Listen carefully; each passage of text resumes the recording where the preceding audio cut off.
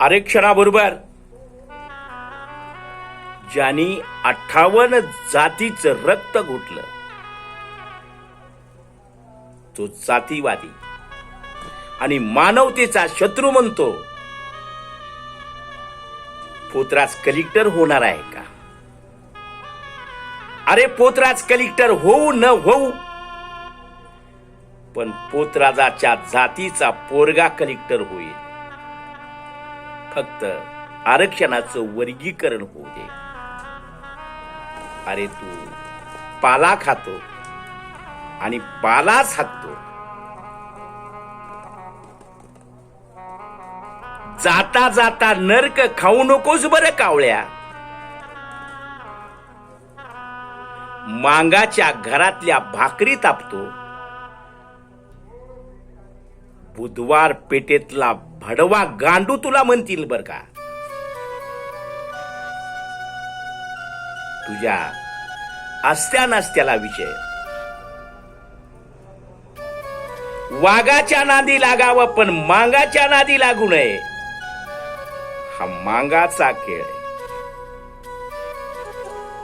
कोशल नगरीचा राजा, कोशल नगरीचा सम्राट राजा प्रसेनजीत जातीने मांग होता. महान विद्वान होता, महान पराक्रमी होता, महान धार्मिक होता. त्या राजाच्या नगरीमध्ये सोन्याचा दुर्निगन, धन धान्य, रथ घोडे हाती ऊट, हजारो दुभत्या गायी होत्या बरं का. साधू संत ऋषी मुनी आणि प्रजा या मातंग राजाला धन्य मानत होते. ओम यज्ञ, एदायन आणि पात्र या मातंग राजाचा छंद होता. पण त्याच नगरीमध्ये एक गौतम कुळाचा महापापी, दुष्ट, कपटी,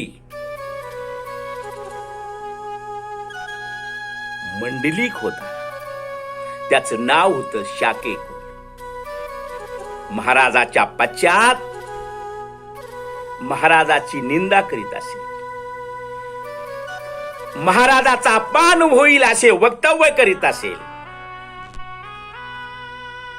महाराजांचं वैभव, त्या मातंगाची कीर्ती, या मातंगाची राज्यातली एक हाती सत्ता त्याला भावत नव्हती. चाहे तो राज्याचा चाकर होता पण गद्दार होता. शेवटी राज्यातल्या नगरीने एक विचार केला आणि महाराजांपुढे त्यांनी न्याय मागितला. महाराज, या शाके कुलाला या क्षणी बडतर्फ करा. आपल्या नगरीत राहण्याचा ह्याला काही अधिकार नाही. आपलं ऐकतो, शत्रूकडे जातो, त्याच्याशी हात मिळवणी करतो, आपलं खातो, शत्रूचे गुणगान गातो. या गद्दाराला, या देशद्रोहीला मृत्युदंड दिला पाहिजे राजे. ही साऱ्या प्रजेची मागणी. महाराजांनी विचार करून महाराजांचा पुत्र विलंबन राजकुमार यांच्यावर चौकशी सुचतो.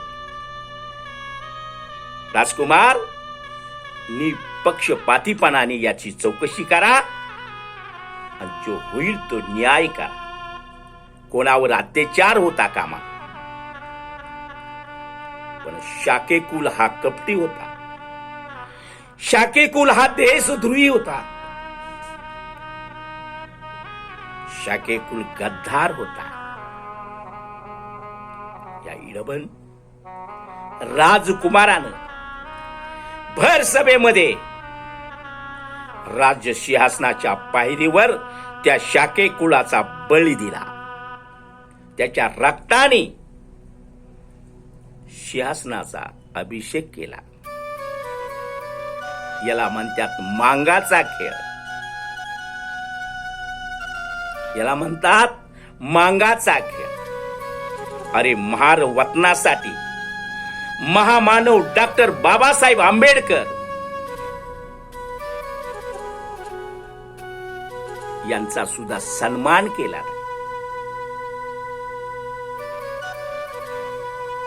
महार वतनासाठी महामानव डॉक्टर बाबासाहेब आंबेडकर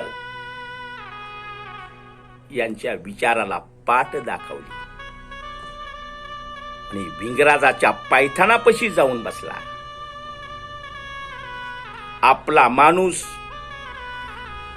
ज्यावेळेस विताराच्या पायथाणापाशी जाऊन बसतो, त्याची गुलामी करतो, काय वाटलं असेल बाबासाहेबांना?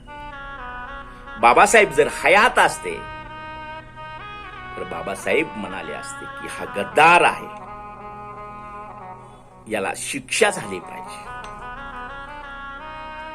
अरे इंग्रजांनी या देशाच्या नागरिकावरती महान अत्याचार केले. या भारतीयांचं शोषण केलं. या भारतीयांवरी अन्याय केला. त्याच्यापेक्षा दुप्पट अन्याय मांगावर केला. जन्मजात मांगांना गुन्हेगार ठरवलं. दिवसातनं 3 वेळेस पोलीस चौकीला येऊन हजेरी द्यावी ही शक्ती केली. प्रगतीच्या आड येणारे कायदे केले. मांगांना नडीत करणारे कायदे बनवले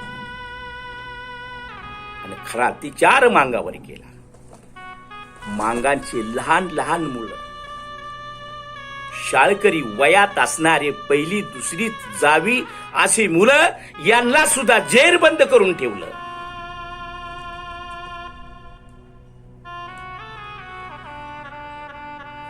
त्या इंग्रजाला देशाबाहेर हाकलण्यासाठी आमच्या भारताचे हजारो बळी, हजारोनी रक्त सांडलं. इंग्रजांनी आमच्या हजारो लोकांना फाशी दिली. तोफाच्या तोंडाला देऊन ठार मारलं, पण आम्ही हार मानली नाही. या भारतीयांनी चली जाऊची घोषणा केली. ज्या दिवशी भारताला त्या इंग्रजांनी सोडलं आणि ते आमचा देश आजाद झाला, त्यावेळेस भारताबरोबर मांग सुद्धा आजाद झालेला आहे.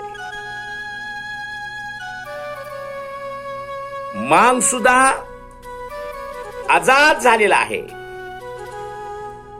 या भारताच्या प्रगतीसाठी ज्या ज्या सवलती आपल्या भारतीय सरकार मायबापांनी केल्या, त्यावर मांगाचा अधिकार आहे. हे आरक्षण, याचं वर्गीकरण अ ब कड हे झालेच पाहिजे. हा विचार सरकार मायबापाने जे केला आहे, त्या सरकार मायबापाला